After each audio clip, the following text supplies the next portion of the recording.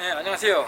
명도진입니다. 제가 오늘은 건강에 좋은 강낭콩 재배에 관한 영상을 한번 올려봤습니다. 이 강낭콩은 건강에도 좋고 또 이제 재배가 쉽습니다. 그래서 저처럼 이렇게 노지에나 이런 밭이나 이런 것이 아니라고 하더라도 건물의 옥상이라든지 또는 베란다 같은데 햇빛이 잘 들면 그런 곳에다가 화분에다가 해서 키우셔도 괜찮습니다. 그래서 제가 이제 그것에 대한 영상을 좀 올려드리는 건데요.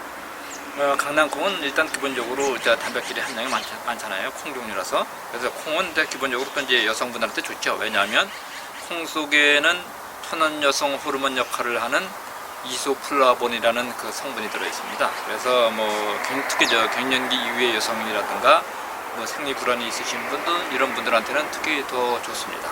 그리고 탄수화물에 비해서 단백질 함량이 높으니까 다이어트나 이런 거 하시는 분들한테도 굉장히 좋죠. 체중 조절에 용이하고 근육 생성에 도움이 되니까요. 그런 점이 도움이 되고요. 또 이제 무엇보다 중요한 것은 이 콩에는 필수 아미노산이 풍부하기 때문에 그래서 성장기 어린 학생들에게도 굉장히 도움이 많이 됩니다. 이 아미노산에는 크게 두 종류가 있죠. 뭐냐면 필수 아미노산과 비필수 아미노산 두 가지가 있습니다. 비필수 아미노산은 뭐냐면 우리 몸 안에서 생성을 할 수 있기 때문에 굳이 식품을 통해서 섭취 안 해도 상관없습니다. 자체적으로 생성이 가능하니까요. 그런데 필수 아미노산은 체내 합성이 불가하기 때문에 반드시 식품을 통해서 외부에서 섭취를 해줘야 됩니다. 이것이 필수 아미노산입니다. 그런데 그 필수 아미노산이 이 강낭콩에 많이 들어 있습니다. 그리고 이제 강낭콩은 우리나라에서는 예전부터 사용 용도를 보면 저도 어렸을 때부터 부모님이 키우시고 이런 걸 많이 봤으니까요. 보통 그냥 밥에 넣어 먹거나 아니면 떡에 소로 쓴다고 그러죠. 그래서 팥 대신 그거를 해준다든지 이렇게 하거든요. 그런데 이제 서양 쪽에 가면 유럽이나 이런 데 가면 콩을 삶아서 육류 대용으로 단백질 공급원으로 사용하기도 해요. 그런 점이 있으니까 그런 거를 참고를 하시고요. 아무튼 간에 일단 재배가 쉽고 여러 가지로 이점이 많으니까 쉽게 한번 해보시는 것도 도움이 됩니다. 제가 지난번 영상에서도 말씀드렸지만 저는 초보 농사 짓는 분들을 위해서 제가 이런 영상을 찍는 거예요. 초보나 취미로 하시는 분들, 이런 분들에게는 사실 필요하거든요. 사실 이게 농사 짓는 분들도 콩을 재배하고 이래도 잘 모르시는 분들이 많아요. 그냥 예전부터 해오던 방식을 쓰기 때문에.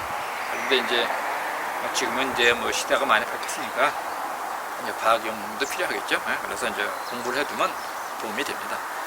그리고 또 콩에는 항상 콩 재배할 때는 항상 얘기하지만 거름을 주지 말라고들 많이 합니다. 근데 거름을 안 주는 건 아닙니다. 다시 말씀드리지만 콩에서 거름을 주지 말라고 하는 것은 바로 질소질 비료입니다. 왜냐하면 콩에는 뿌리옥 박테리아가 있습니다. 그래서 그 뿌리옥 박테리아의 역할이 공기 중에 있는 질소를 이 콩에게 공급하는 역할을 해줘요. 그래서 뿌리옥 박테리아로부터 질소를 공급받고 있는데 외부에서 추가적으로 사람이 비료로서 질소 비료를 주게 되면 질소가 과다할 우려가 있게 되고, 질소가 과다하게 되면 웃자라거나 이래서 오히려 문제가 될 수 있습니다. 이 질소질 비료제의 가장 큰 특성은 성장을 촉진하는 건데 성장이 너무 빨리 돼도 문제가 되는 거거든요. 그래서 근데 또 이 작물에 그러니까 모든 콩에는 질소질 비료를 조금 좀 제한해 줄 필요가 있습니다. 준다고 해도 소량으로 주시면 돼요. 실질적으로 농협이나 이런 것에 판매되는 콩부가 비료가 따로 있습니다. 근데 거기에도 질소는 포함이 되어 있습니다. 그런 식으로 질소가 전혀 필요 없는 건 아니에요. 다만 과다할 우려가 있으니까 그래서 주는 걸 조심하라고 하는 겁니다. 그만큼 관리가 어려워질 수 있어요. 다만 콩도 다 똑같진 않습니다. 조금씩 다 다릅니다. 서리태 같은 경우에는 세력이 왕성하게 크기 때문에 질소가 많으면 너무 많이 자라기 때문에 좀 관리가 어려운 경향이 있어요. 근데 다른 콩들은 좀 덜 하죠. 그거보다 좀. 이제 강낭콩 같은 경우에는 이제 물론 당연히 이제 콩이니까 이제 질소질 비료를 좀 제한해 줄 필요가 있겠죠. 그러니까 요소나였든가 이런 거는 제한해 줄 필요가 있지만 이 강낭콩은 그 작물의 특성상 그 인산질 비료를 좀 특히 더 필요로 합니다. 그래서 요소는 제한하더라도 질소질 비료는 좀 안 주더라도 인산질 비료는 반드시 주셔야 됩니다. 그리고 가리도 주셔야 돼요. 특히 인산질 비료가 가장 중요한 역할을 하는 건 뭐냐면 열매를 맺는데 가장 중요한 역할을 하는 게 바로 인산질 비료입니다. 여러분들이 과일을 하거나 또 채소를 하거나 뭘 해도 마찬가지예요. 반드시 열매가 맺거나 뿌리가 굵어지거나 하는 것들은 인산질 비료를 반드시 필요로 합니다. 특히 콩의 경우에서 이 강낭콩은 특히 인산질 비료를 특히 더 많이 필요로 하는 작물 중에 하나이기도 해요. 그러니까 여러분들이 반드시 인산질 비료를 주셔야 되고요. 그리고 이제 가리가 또 있죠. 가리도 주셔야 됩니다. 가리는 이제 그 역할을 보면 이제 가리의 역할은 이제 꽃이 피거나 또 이제 내병성 이런 걸 또 도와주거든요. 그런 역할을 많이 하기 때문에 그래서 요소만 제한하고 질소질 비료만 제한하고 인산과 가리를 주는데 인산을 조금 더 많이 줄 필요가 있는 게 바로 이 강낭콩입니다. 그렇게 알아주시면 되고요. 그리고 이제 보통 이제 가리는 크게 이제 두 가지가 있죠. 보통 염화가리, 황산가리인데 뭐 이제 일반적으로 염화가리를 많이 씁니다.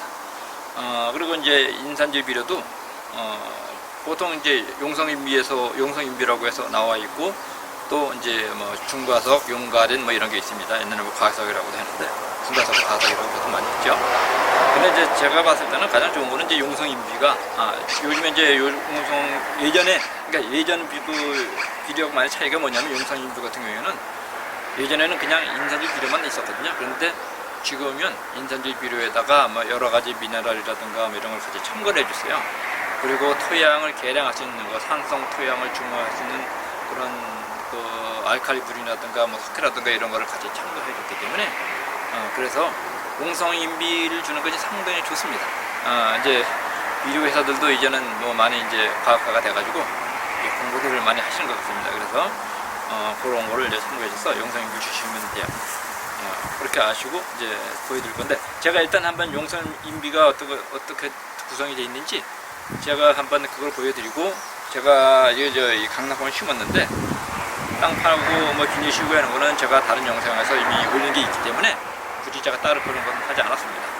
그리고 간격은 제가 한 40cm 정도 간격으로 해서 심었거든요. 심었으니까 40에서 한 40, 25로 해서 쭉 심었습니다. 간격을 심었으니까 그렇게 알고 계시고요. 그리고 용성인비가 어떻게 구성이 되어 있는지 그런 걸 보면서 어떤 미네랄이 첨가가 되어 있는지를 제가 한번 보여드릴게요. 이게 땅 힘이 떨어진다는 것은 아무리 비료를 많이 주어서 화학 비료를 주고 땅 힘이 떨어진다는 것은 예전에는 그냥 질소 인산 가리면 딱 보고만 있었거든요. 그러다 보니까 땅에서 미네랄 성분이 많이 줄어들어요. 그러니까 미네랄 성분이 없으면 사실 그 미네랄들이 몸 안에 들어가서 하는 역할이 있기 때문에 그게 부족하면 그 작물의 그 효과가 좀 떨어지거든요. 이제 그런데 그 용성인비는 그런 걸 잘 첨가를 해주세요. 그래서 제가 그걸 어떤 것이 첨가가 되어 있는지 이런 걸 보여드리면서 뭐 제가 아는 범위 내에서 그 미네랄의 그 효과나 이런 거를 간단하게 또 설명드리겠습니다. 제가 한번 바로 이제 보여드리도록 하겠습니다. 자, 이제 보시면 앞에 있는 거에 보시면 이제 흰 포대가 있죠. 저 흰 포대가 바로 염화가리입니다. 염화가리고 그 옆에 보시면 용성인비가 있습니다. 근데 이제 염화가리는 그냥 가리가 이제 성분이 60%라는 건데 가리 하나만 들어 있어요. 그런데 용성인비 같은 경우에는 이 토양을 개량하게끔 하는 토양의 힘을 높여주는 여러 가지 미네랄이라든가 우리 그 건강에 좋은 그런 것들이 많이 포함이 되어 있죠. 좀 더 이제 자세히 한번 살펴보도록 하겠습니다. 용성인비가 어떤 구성 성분들이 있는지 한번 보도록 하겠습니다.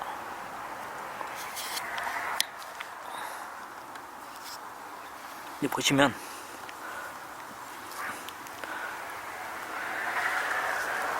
이런 식으로 많이 나와 있죠. 이제 성분이 이제 많이 포함이 되어 있습니다. 한번 자세히 한번 보겠습니다. 여기 보시면 자, 이게 인산질 비료 외에도 여러 가지가 많이 들어 있습니다. 이제 토양이 이제 비료를만 쓰게 되면 이제 토양이 오래 이렇게 작물을 재배하다 보면 토양이 산성하게 됩니다. 산성하게 되면 땅 힘이 떨어진다 그러죠. 그러게 되면 문제가 되니까 여기에 알칼리분이라고 해서 이 토양을 개량시킬 수 있는 알칼리분이 들어있죠.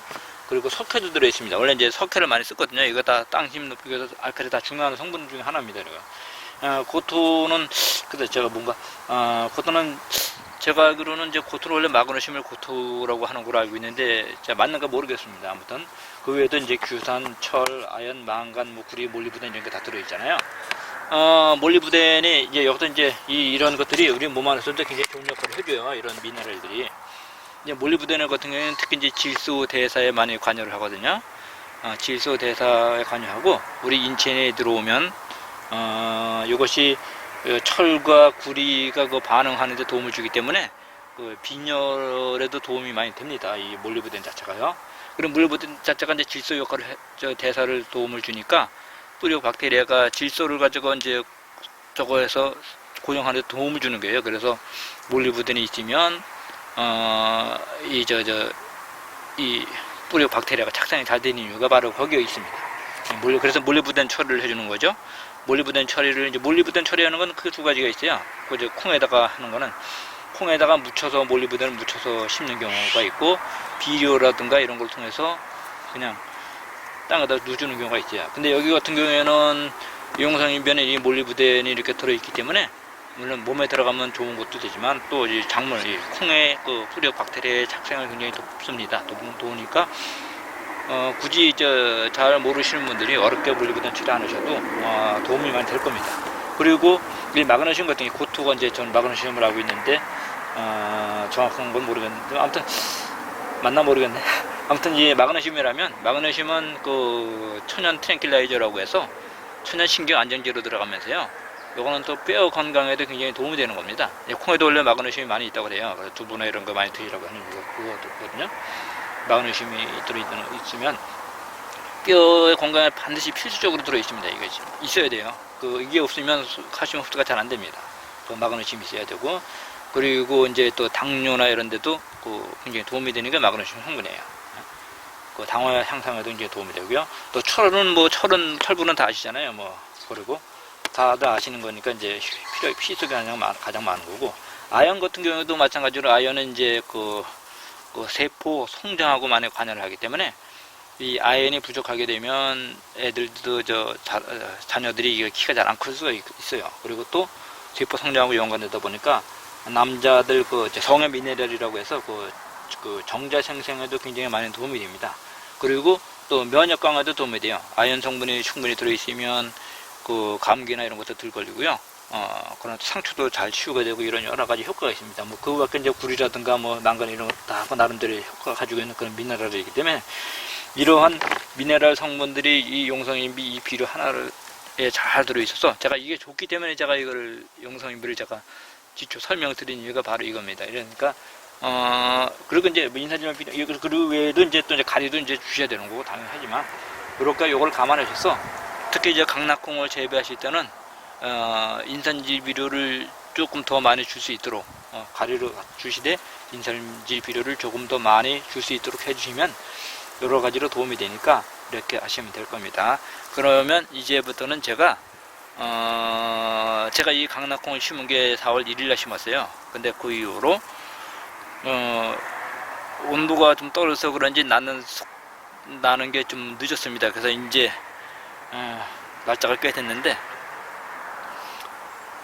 지금 아직 이제 나오는 것도 있고 이미 나와 있는 것도 있습니다. 벌써 많이 지난 날짜가요. 20일이 넘은 상황인데 이제 뚫고 나오는 것도 있고 이미 나와서 이제 잎이 다 펴진 것도 있고 그렇습니다. 나오는 것마다 다 달라요. 이제 그렇게 해서 그런 강낭콩 나오는 모습을 싹이 트는 모습을 보여드리면서 한번 영상을 한번 일단 보여드리도록 하겠습니다. 자, 이제 보시면 제가 이제 직접 움직이면서 보겠습니다. 여기 보시면 여기 이제 강낭콩이 이제 새로 싹이 나오는 겁니다. 이제 제가 이제 이런 식으로 보면 이렇게 하면 강낭콩이 제가 이제 심었던 강낭콩들이 이렇게 쭉 싹이 나오고 있습니다. 그래서